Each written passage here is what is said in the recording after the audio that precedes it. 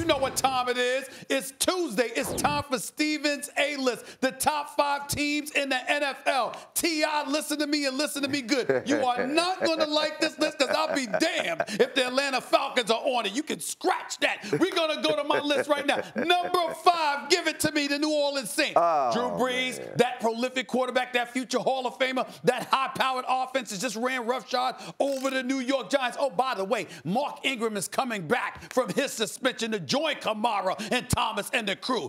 Enough said there at number 5. Let's get to number 4 on the list. Yes, Mollywood, the Cincinnati Bengals. Yeah, they're going to win a playoff game this year. Let's get it. Here's the deal. Hold on. There's a regular season list. If this were the postseason, they damn sure wouldn't be on it with Marvin Lewis, no playoff winning self, okay? But since it's the regular season, we'll go with that. Let's go to number 3 on the list, the Jacksonville Jaguars, arguably the best defense in the National Football League. And I don't know if y'all noticed this or not, Blake Bortles has actually been playing decent. Completed 16 of his first 19 passes Sunday. Threw for over 300 yards. Looked like the second coming of Joe Montana. Only one problem. It was against the New York Jets. That's why they're at number 3. Let's go to number 2 on that list, the Los Angeles Rams. We all know how prolific this team is. We all know how big time this team is. But Aqib Talib is out. It compromised them defensively for the moment. Later on in the season, they might be number 1, but they're not number 1 right now.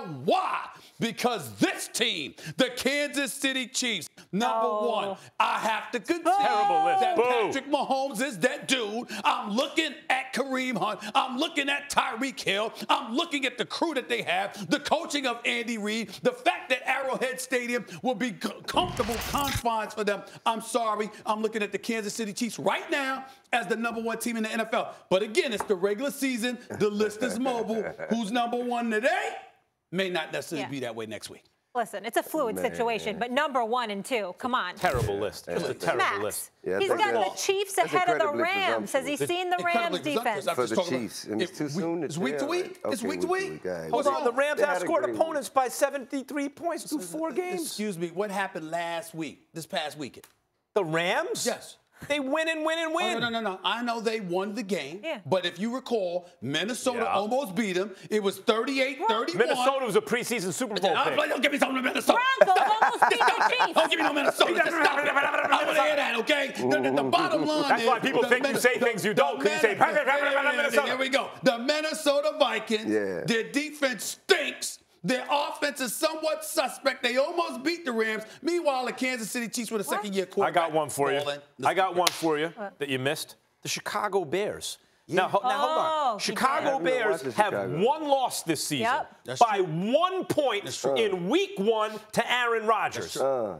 Do you want to come back and do the segment again and get it right? Let's do it again. Well, first of all, let's do it again. I got it right the first time. Put the Falcons number 5. Number 2. That's a stretch. That's blasphemous. They're almost number 5 in their division. They're only 14. Number 3. And number 3, y'all talking that smack now. You really want to bet your horse on Trubisky? No. Let's wait. No. So what's right now? What's wrong with it? Look at this. What's wrong with it? Look at this. T.I., as they say in rap, is peak game, right? This guy is saying on the one hand, you got to wait.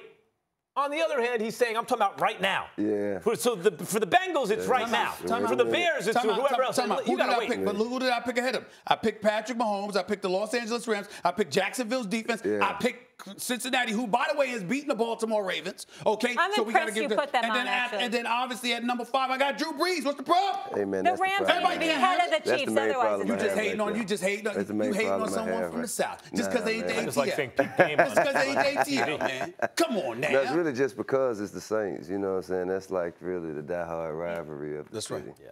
Is that the team that scares you the most in the division? Would it be Saints or Panthers? They just beat you. They did just beat. Hey, I was there. Okay, see. I was there. I thought you wasn't. You just said I wasn't watching that much, and now you were there. No, I was there because it's a ritual for me and my son. The bottom line is you were there. My son and you saw your team lose. I did, yeah.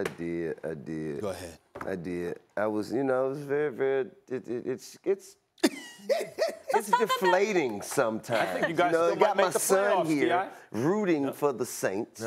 And we go to the Saints game every year.